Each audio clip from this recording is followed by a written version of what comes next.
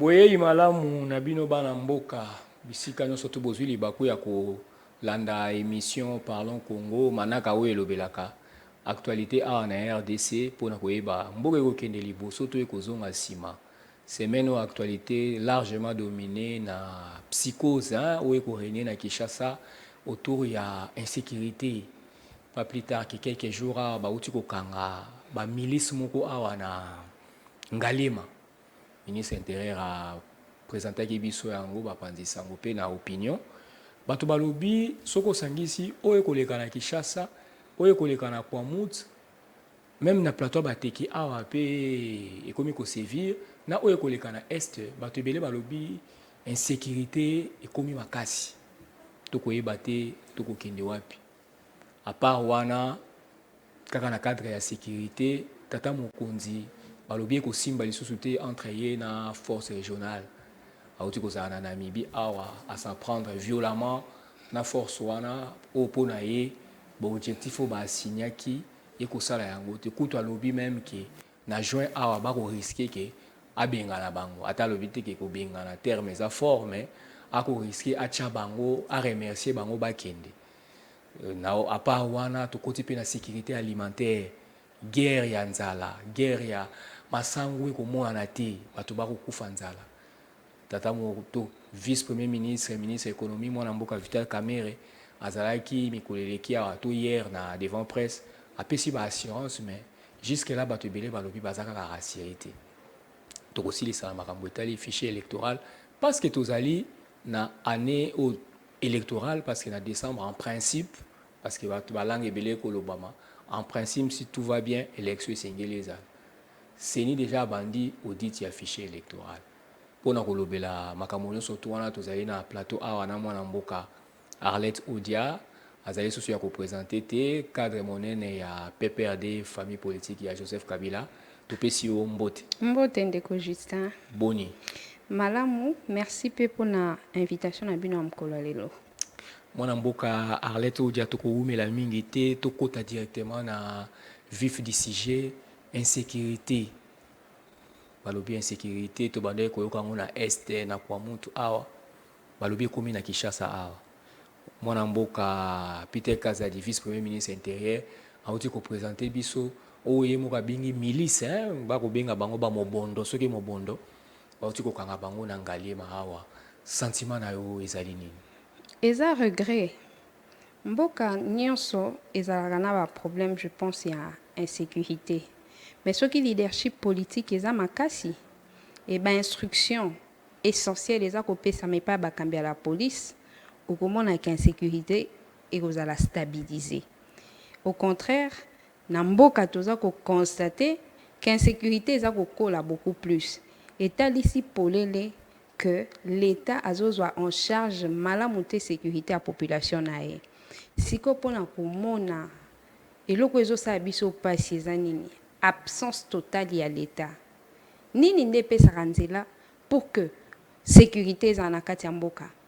premièrement identification ya population il faut koyeba qui est qui et ba agent de l'ordre bakoyeba ko différencier bato ya mobulu na bato ya malonga na nzela ya ba pièce d'identité siko lelo na kati ya mboka toza na carte d'identité te toza na permis de conduire te toza na passeport te batiki kopesa yango machine oyo eza koimprime ba passeport ebebi toza na carte d'électeur te oyo epesami na bakongolais nyonso siko policier face à des citoyens ako identifier ndenge nini qui est qui est-ce que ce qui est insécurité eza na mboka te on peut incriminer seulement la police non les circonstances actuelles oyo toa ko vivre na kati ya mboka Congo le responsable numéro 1 il y a insécurité eza ko grandir partout au pays c'est bel et bien les gouvernements qui en ce moment n'a donné aucune pièce d'identité dans la population. Comment permettre la police à maintenir, à maîtriser la sécurité en Boka? Au moins, pourquoi Joseph Kabila, il peut aujourd'hui être dans le regret profond. ya koloba Après ça, comment il y a carte d'identité. mais Joseph Kabila il était na schéma ya kopesa biso carte d'identité. Vous avez oublié tant opposition le dit non Kabila kokopesa batu carte d'identité te po alingi a triché. Attends, Alinga a lancé recensement sur en 2018 je pense. Bon, qu'est-ce qui a Sur empêché 16, je qu'est-ce sais qui a plus. empêché Bakitani à Kabila kopesa sa population carte d'identité? Burundi mango. Pourquoi biso tondi mango te? Oh, babetaki lisolo ya onipa ya mama na lobby. kata o moke. Babetaki lisolo ya onipa balobi élection pour salama wa na Tshisekedi kaka qu'il faut recensement na noir. Mais tolé o ebandaki na Congo awa yo zaki na mboka te. Bien sûr que tozalaki. Boboyaki yango te. Toboyaki carte d'identité te. Recensement. Recensement au bango bazalaki oloba il à la couplé na émission ya carte d'électeur. Nde biso total si bango boy. Carte d'identité, c'est une pièce citoyenne. Carte d'électeur, c'est un instrument politique. Et l'instrument politique est aussi une opposition, majorité de la société civile, bas sangana, pour que ba lever ba option autour de cet instrument politique qu'est la carte d'électeur. On n'avait jamais dit qu'il va payer sa population carte d'identité. C'est ça le problème. Les lots. Qui peut être responsable de l'insécurité dans Katiambo? On n'a rien à reprocher à notre police. Absolument rien. Quand bien même certains des éléments à la police, bango baza constitué insécurité. Bazo ya ko sala insécurité pour ani bamsu ba liete, mususu batindi na mission ba pesi frais de mission te. Atiki ndaku na pasi kala mingi te ato choyo ka policier moko azolela na réseaux sociaux ke bake ko bukela enda ko epa ya batu ya régime. Nyonso wana eza kolakisa comment bakambi mboka bakomi débordé. Ils n'ont aucune politique publique na matière ya ko maintenir sécurité na kati ya mboka. Ba cause ya insécurité auto ko vivre vraiment nande bakangi ba bano na Kinshasa ezali kozanga carte d'identité na ko futa mate ya ba policier. Mais bien sûr c'est ce qui est fondamental. Mais balobi tata mokonza bakisela ba policier salaire koleka o Kabila tika ka bango. Ah, je n'aime pas vraiment ces débats pour Nanini parce que comme je vous ai toujours dit, un dirigeant politique ayakate kolobake ngana sali di kamboboy. C'est bilan. C'est banal. C'est anodin. Oh, un dirigeant politique. Simbi eza banal. Ce que Simbi tende botangi yango. Dirigeant tanga o asali tende neze. Yango nde bobenga bilan. Yo kasi kona ebisao. Ba dirigeant politique bazandenge na ndenge. Mais je vous dis qu'un bon dirigeant politique ne vient pas dire voilà ce que j'ai fait. Un dirigeant politique vient dire voilà tel problème de notre société que j'ai résolu. Ce qui bango ba ebisio ke babakise la salaire, babakise la policier salaire. Mais au bakise li mutu salaire en même temps aux hauteur il y a inflation, pe dépréciation monétaire. Oh salaire wana o yo bakisi.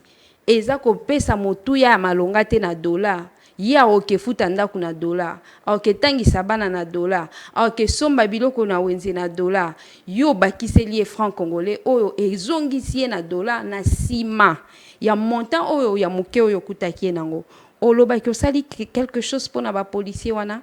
Et puis tango mokonzi ya mboka o tozane lelo alobaki akozwa bokonzi ezalaki te pona 20 000 francs babakise ba policier wana ya alobaki ke policier nyonso akozwa mutuka non alobaki policier nyonso akosomba lopango mais tala ba policier o même déjà babundi bazwa mapango koma ba ko monela bango koma ba ko botola bango ba mapango tala ba policier circulation routière comment baza ko maltraiter bango botie mutu na nzela bo pesier frais d'émission tes frais de fonctionnement tes salaires à malonga te mutwana bandi ko sala tracasserie l'état au lieu oya ko résoudre problème est à la profitable à la fois na population na police mais au romona jou mususu ba koteli ba policier bakangi ba citoyen jou mususu bakangi ba koteli ba citoyen bakangi ba policier akena cachot asali 15 jours 10 jours na kati ya cachot. Nous sommes en train de survivre toi sous vivre te et la responsabilité de l'État elle est bien établie en matière d'insécurité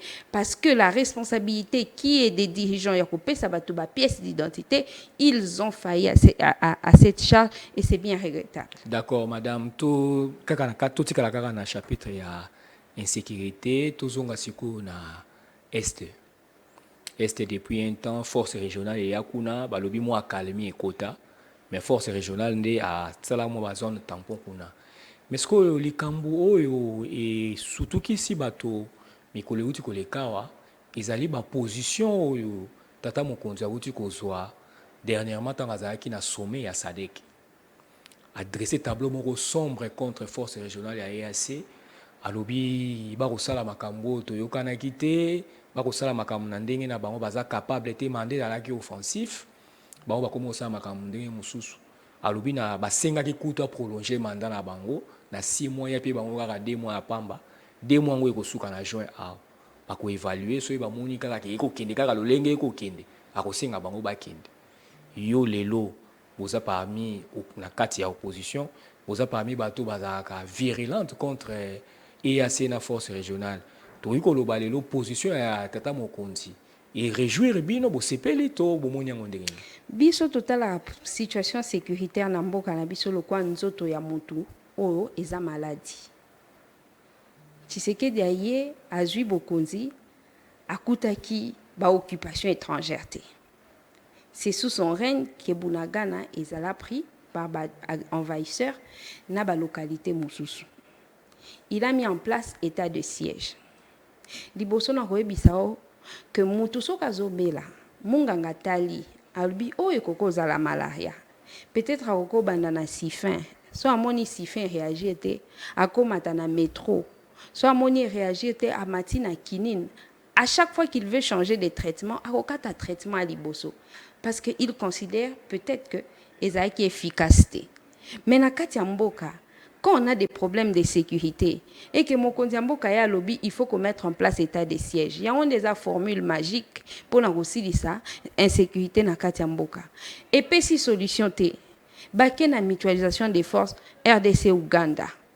Et puis si solution te bakati yango te bazo superposer. Si manango tokena tokotina RC basali appel ya force régionale. Lelo bango yo bango moko bakomoloba keza ko simbate. Il faut bakende. Tout ce que nous exigeons, ce n'est pas des mesures fantaisistes.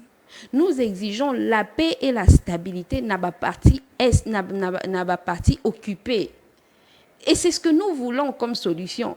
Pour déjà to timbeli bao bazo kambambo kalelo. Soyez bazu une mesure. Et simbite na simana ote bao wanande batinda kibiso. Bao wanande basenga kibiso. Mais qu'est-ce que eux pensent de la situation au biso to ako vivre lelo. J'ai dit quelque part que ce qui moi na sengi maman lipa. Toi sengi bonbon, a sengi biscuit. Maman pas ko pesa tout comme pas ko pesa te. Akolo bana minito to na moment o biscuit eza bien te pona mwana. Na opese lobby ou bien na opese ete place à biscuit na opesa eloko mususu. Siko mokonzi mboka tan ya lobby ke bande kwa est nde basenga ki force régionale et ya. Ba citoyen bazalo kwa banat. Bon, yé en tant que parent, idée na ye eza nini pona osilisa insécurité na kati mboka. C'est ce qu'ils doivent nous dire. Ou bien reconnaître tout simplement que Bayaka Bokondima Boko Pamba sans aucun projet et ils n'ont rien à faire de la stabilité de notre sécurité. Maman Odia, bino na opposition, bolingara et ACT na force régionale. Le tata Mokonzi a sali même constat na bino. Boko se pelade. Le problème est que ko sepela na biso il faut ezala ko sepela oyo et pona kimi côté di biso na mboka. Vous voyez? Le problème n'est pas EAC Akende ou bien Akendete. Le problème... Bobalouki? Tobalouki te. Bolingara bango bakende. Mais justement, il faut bakende. Mais kokende na bango, il faut ezala na conséquence pour apporter la solution na ba problème y a instabilité. C'est ce qui s'est passé tant bako Isaki, ministre ya économie. Biso to lobby économie en mboka ezako bela. Le panier de la ménagère ezako souffrir. Congolais Azarolia Soussou à sa fin te. Mokonzi mboka loba qu'il fera prendre la revanche du sol sur les sous-sols. Et yete. Solution au bango bato majorité ba mona kezaki to quoi isa ministre économie. Biso to yaki to lobby. Mais quoi isa ministre économie yango tende solution. Mais qu'est-ce que vous journalistes vous disiez? Non, mais le quoi déjà ba quoi ici ministre économie solution yete. Biso to lobby non.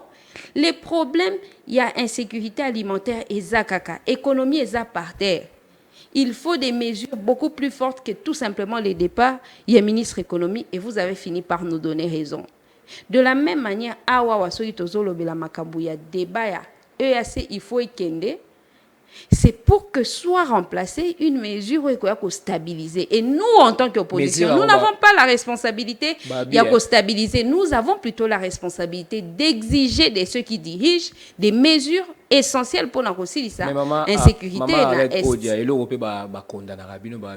Olobi yango pea bino bo critica kaka bino bo proposer ate mwana mboka caméra écoute lobi ezaka ka parenthèse alobi na bamboka mususu atangaki France ba Mélenchon ba politicien kuna ba proposer bino bo proposer ate bo critica kaka toza ba membre gouvernement te mais l'opposition rôle nango ezaka rôle na biso toza osalango essentiellement comme il doit se faire kaka critique sans proposition. Nous sommes d'abord en train de surveiller les actions ya ba o bazako kamba.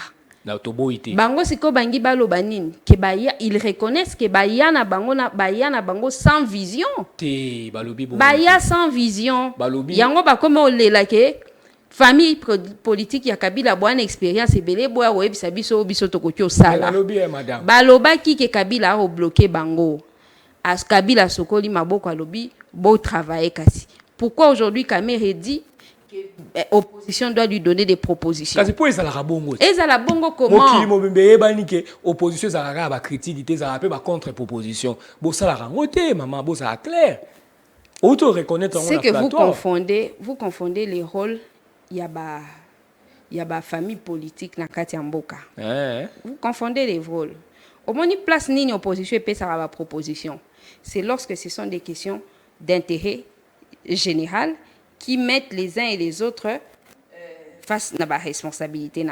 C'est tel que dans l'Assemblée nationale, c'est tel que si question Mokoboé est suscité un débat national, ou on a opposition, et sa proposition, majorité peut sa proposition, on va voir ce qui est reconnu dans le consensus. Bien sûr, mais ceux qui dirigent sont le premier à repérer sa solution au bongisi pour na kosilisa insécurité et alimentaire na kati ya mboka na biso. D'accord. Sikoyo makanisi o tata mokonzi azui ya koyana ba troupe ya SADC ba troupe wana bazana moins réputation bien sûr ba ye et kozala différent na EAC. Vous tombez souvent au piège ya manipulation de l'opinion publique.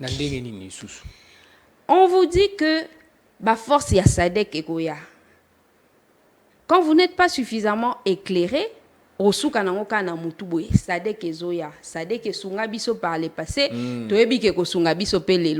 vous oubliez de demander la mission pour laquelle Batouana Bakoya. Quand ces gens, Tolandi Joao Lorenzo, Tangoazo Lobake, ceux qui ba Sadek et Namboka et Kozala pona ko maintenir paix. Donc une mission de maintien de la paix. Le quoi MONUSCO?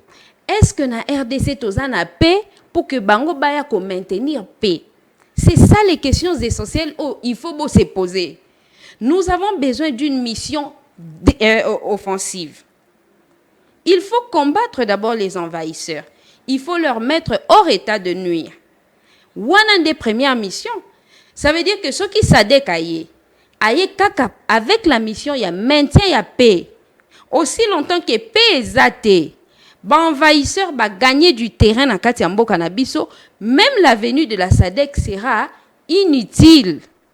Depuis tozoloba que la solution makambo onga na lobby soki o comprena ki yango na ndimi to ngaki otia bemol wana o na lobby eza essentiel ba o baza ko ya ko kamba biso ba ko sunga biso s'il vous plaît baza ko ya na mission nini et à ces forces régionales o lelo mokambi mboka comprendre ce que nous avions dit que sa mission est inefficace. Bayaki pour la même chose. Bayaki pour le maintien ya paix. Paix za wapi. Donc ba signer mikanda na RDC. Balobi ke tozo kende kuna ko maintenir paix. Mokonzi mboka tanga ki mikanda wana. Selon ye paix eza, soki paix ezalaki. Est-ce que état de siège ninga kezala? Constitution na biso mboka lobi nini? Que l'état de siège est mis en place lorsque fonctionnement irrégulier à l'état est suspendu. Alors, quand l'état de siège est en place, c'est que dans notre pays, l'état ne fonctionne pas régulièrement. Mais bakambi mboka ba signé na force régionale kolobabo kende ko maintenir paix. Et ça paix nini. C'est pour vous dire qu'ils ne sont pas à leur place. Ils n'ont rien à présenter comme politique publique na terme ya ko sécuriser la population, peut ko défendre le territoire national. Et ils vous amènent dans les slogans. Voilà ton travail si qu'on a Ouganda. Voilà nous serons avec la force régionale. Voilà nous serons avec la SADC. Alors que la mission pour laquelle ces gens viennent chez nous est une mission qui est inappropriée. D'accord. Tout le tout simba non pe o eflera qui ango ah tout le insécurité na ba domaine mususu tout simba pe insécurité alimentaire. Balobi na Congo awa guerre ya kolia, guerre de la faim, maïs ekomi lokola koluka maloko a cobalt, lokola diamant. Mwana mboka Vital Kamerhe auti koleka na etando ike mikoleleki apesi ba assurance ke ba silisi ba sololi kala mingi te bazalaki na Afrique du Sud, bazalaki na Zambie, kala mingi te masango ekoya po ba découvrir déjà main noire. Ba obeki zalaki na main noire moko bandaki ko bloquer masango bakenda ko loba biloba loba.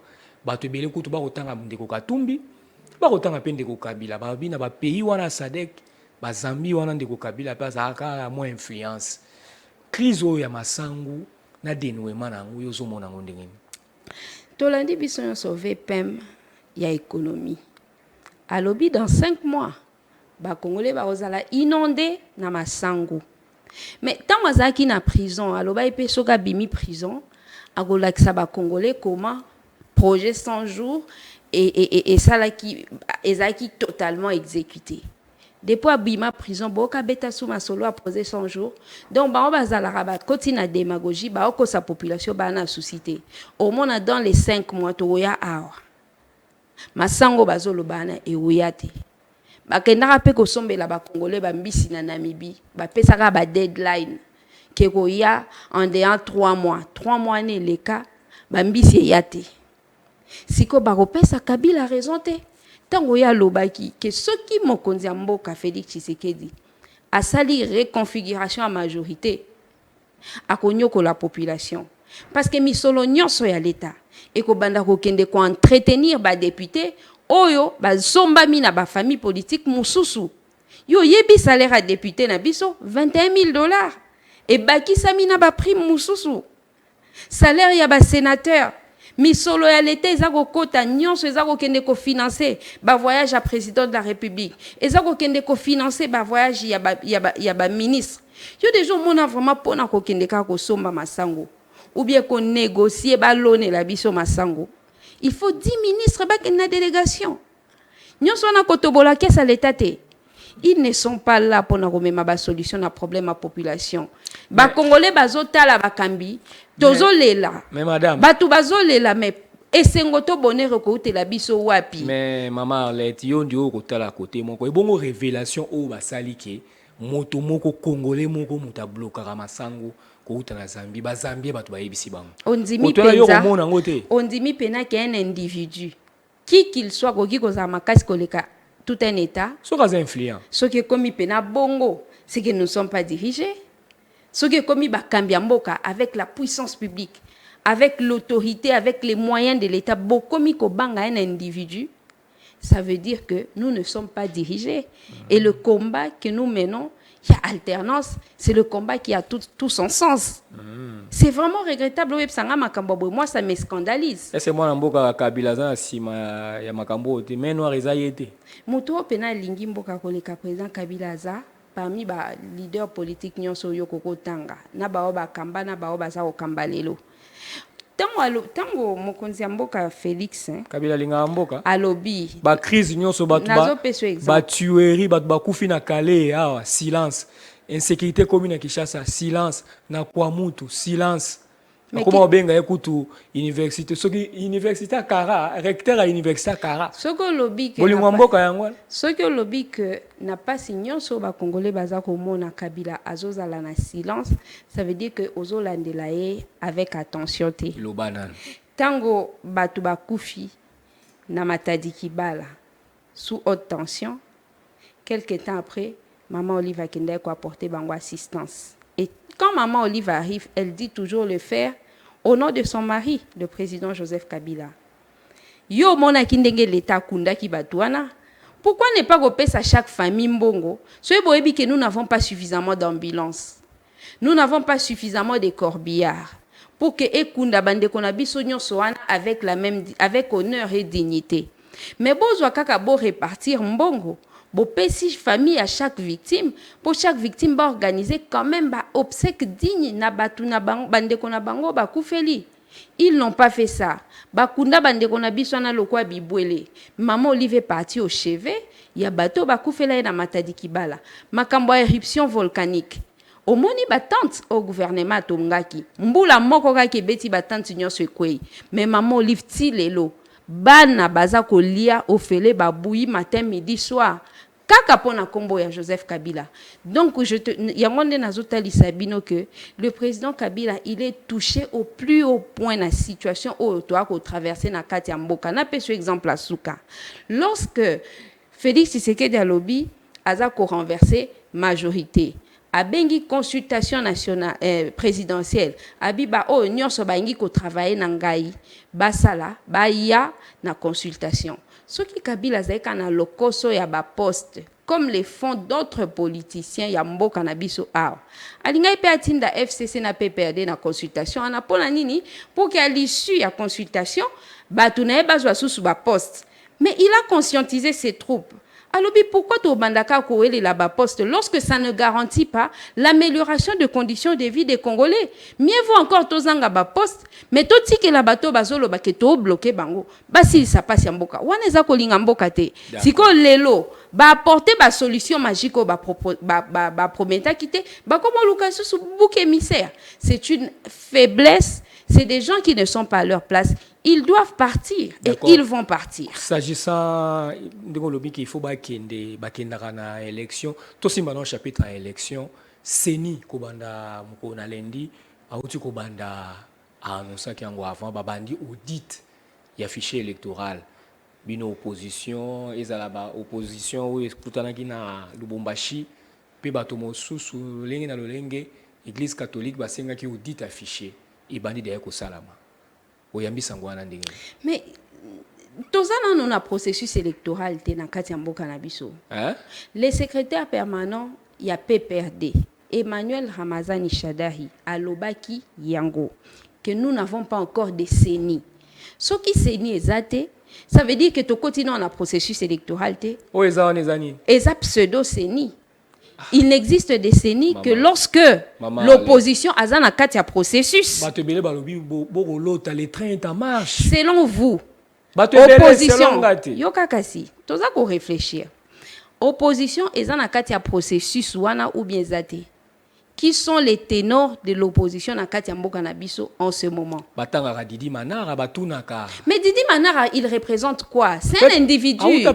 Naebi Sakabino Fugotangaka, Mibeko Oyo, Ezako organisé politique dans Katia Mbokanabiso.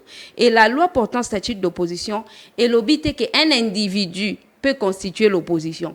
C'est un parti politique qui constitue l'opposition. Et l'opposition extra-parlementaire, ils ont député dans la assemblée. C'est que tant que Didi Manara, c'est quoi? Didi Manara, c'est un parti politique ou c'est quoi? C'est une. Au nom de quoi Didi Manara peut constituer l'opposition politique? Il y a des gens. Mais ce qui est dans lobby, et c'est pour autant que c'est vrai.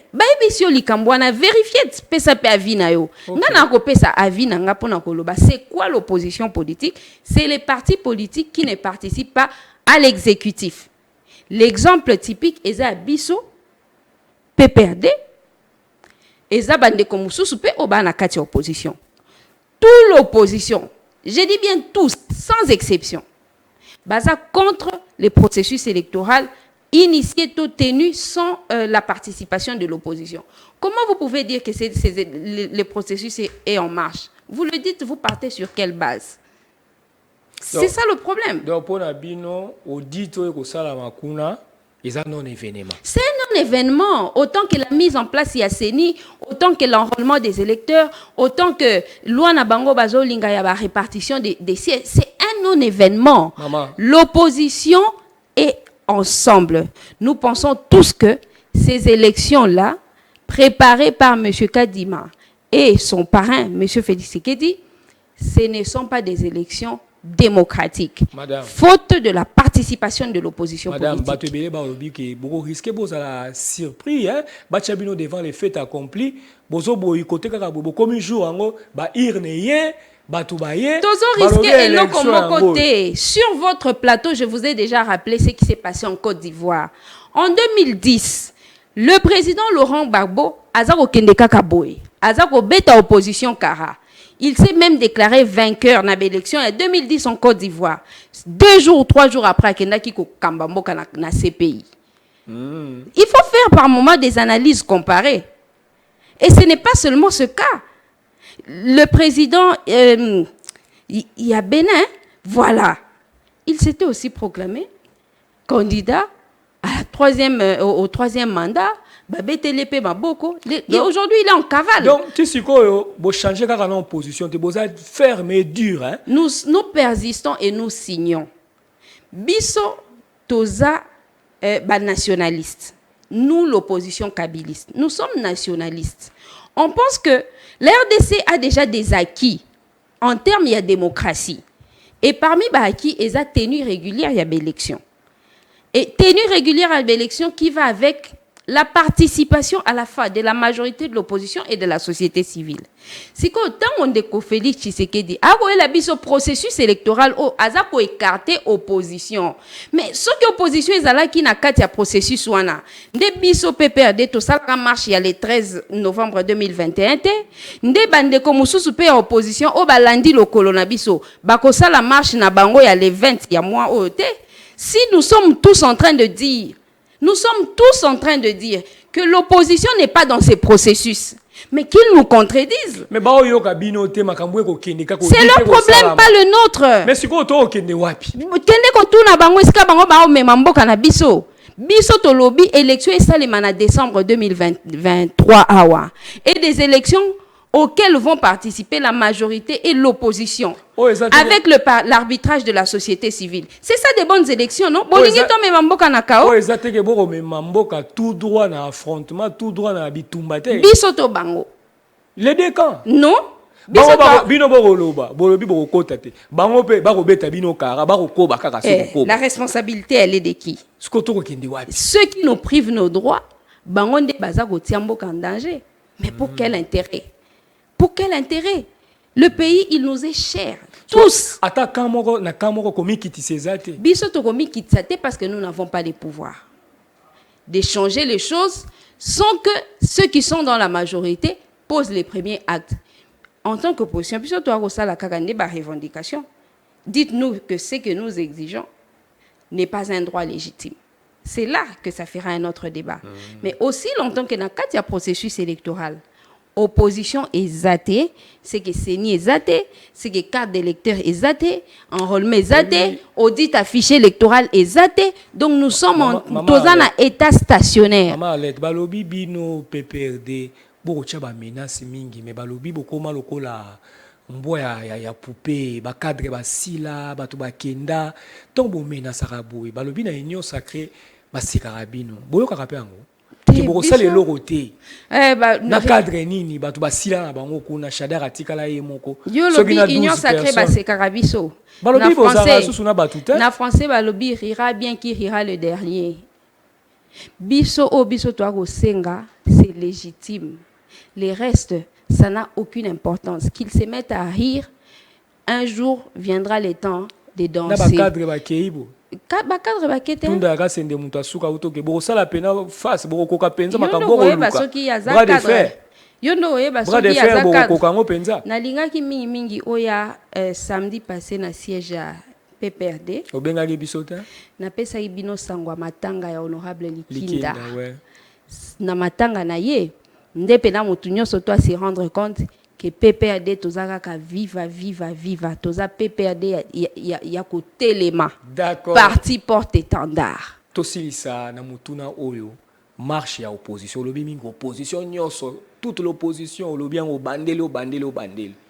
opposition elle oyo basangana na Lubumbashi baza na marche le 20 bokozala to bokozala te. Eloko ya motuya eza koyeba bazotambola pona nini.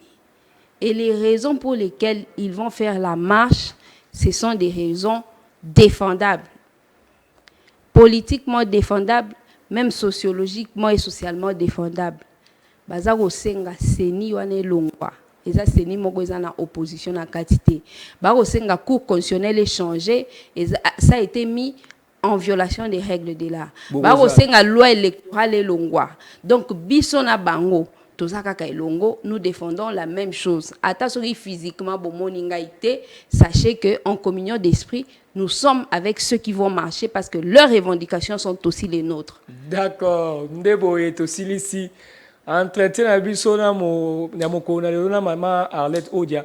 Balobi azalaka na voix douce alobaka malembe mais alobaka makambo ezali trop dur. Wana remarque téléspectateur moko asalaki ngai na YouTube. Topesi bino merci na komisi maloba to critique bosalaki topesi bino merci na banda kundenge bo disposaki na temps na bino ya ko landa biso. Grand merci na équipe technique Dani Belgodor Mutombo pe bato nyonso to bazaki na sima ya machine o basali ke to koma na banda ko na bino tokutani mbala sima. Bye bye.